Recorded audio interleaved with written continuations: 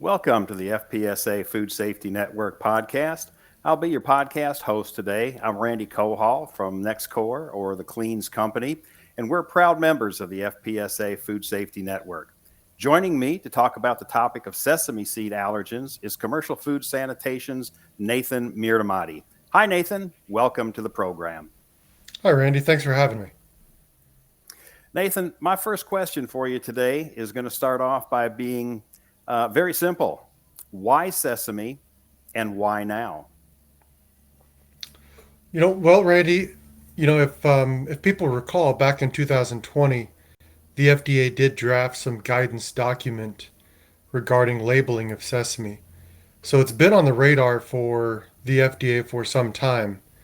Um, Back in 2004, whenever the labeling acts uh, were first implemented, sesame didn't make the cut primarily because of its prevalence in the general population. Um, Over the years, other countries have adopted sesame as a priority allergen, and with a little bit of support from consumer advocacy groups, the FDA and Congress has decided to make that move. Very good. So you mentioned labeling being an aspect of what some of the manufacturers' requirements are going to be. Can you elaborate any more on how that is going to uh, be implemented and what other government requirements there might be for manufacturers? Well, so sesame is now going to become a priority allergen. So just as facilities are managing milk or peanut or any other uncommon allergen within a facility, on the ingredient statement specifically, the company is going to have to call out either in bold letters within the ingredient statement that a product contains sesame in common language, or at the very bottom of the ingredient statement, they'll have to have a contains statement that says contains sesame. So those are the biggest impacts on the labeling side. At the facility, there's a whole list of programs that's going to affect, from storage of ingredients to changeovers to sanitation. Yeah, absolutely. And so, one of the things obviously it's going to affect that you've alluded to is basically production overall. So here's the thing, sesame seeds have been in production. It's not like sesame just all of a sudden was created. It's been there. Companies have been putting it on buns and in products for years and years, but the way they have to handle it now is different. So, how do you see production being impacted from that standpoint? Well, a lot of it's going to depend on what the current customer orders and the way they come in. Um, you know, in a perfect world, facilities are going to try to bunch all those sesame runs towards the end of the week, and they're going to rely on sanitation to give them that clean break before they start up on a non-sesame product. Um, the challenge is that not every bakery has that luxury, or not every food facility. It depends a lot on the way their business model is. Yeah, definitely. So it could result in things like reduced processing time because of increased sanitation time or increased number of changeovers and what's involved in that. So I guess companies will have to look at how it's going to impact their overall capability to produce. Would you agree with that? Yeah, I mean, every facility is going to have to look hard at what their capabilities are and make a strategy around addressing sesame. Very good. So, from an equipment manufacturer standpoint, we want to take a look at what impact it might have on them as well.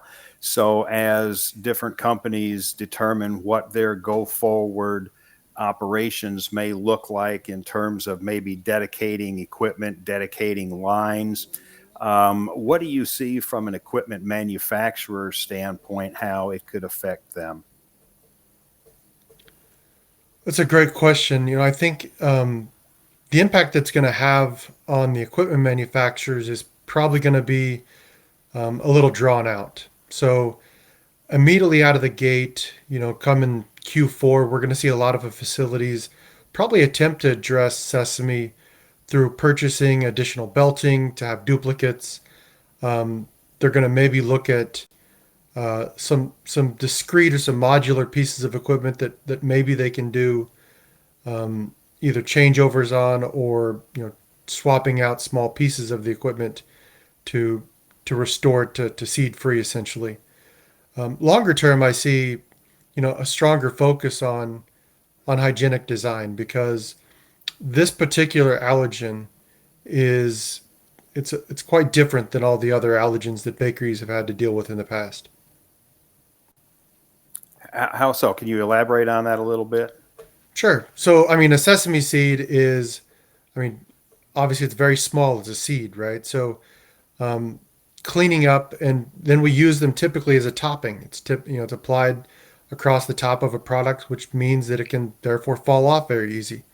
So, cleaning up a sesame seed, and then just the amount of seeds that processing typically requires, um, it's going to have a big change in that regard, because the cleaning is so much more difficult.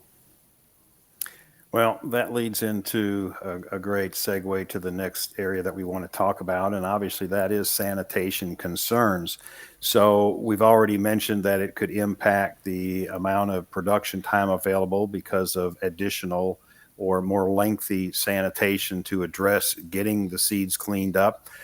What, from a solution standpoint, do you think companies can look out for in terms of assisting them in uh, helping with the sanitation process? Anything that you're aware of now? Well, I think there's a lot of stuff that's coming. So I'm kind of excited to see some of the new equipment that I've heard of vendors coming out with. None of it's actually been released yet, so can't really speak to it. But there are some great solutions that at least they're going to be tools in the toolbox for this new battle against sesame. Very good. So we mentioned that other countries have adopted sesame as a major allergen and have been dealing with it for a number of years. And as the U.S. takes on this challenge, are there any best practices from countries that are already recognizing sesame as a major allergen that we can look to help in addressing how to manage it? Well, typically don't recommend that we, or don't think that we need to look outside of our borders. I mean, we deal with other allergens already. Now, granted, sesame is an allergen, in the EU and in Canada. The challenge is that it's different regulating bodies, right? So the FDA does not regulate the same as they regulate in the EU, or in Canada. So I typically like to look at industries that have faced similar challenges under the FDA's umbrella. So you can look at the tree nut industry, or the spices. You look at other industries that have had to deal with um, unique allergen challenges, that would have to be doing changeovers and things like that. Very good. Well, thank you, Nathan, for joining us on the FPSA Food Safety Network podcast. If you have any questions about this topic, attendees at the International Bakery Industry Exposition, also known as IBI, which is going to be in Las Vegas this September, can learn more during Nathan's presentation, Lessons Learned while Addressing Sesame Seeds at Commercial Bakeries.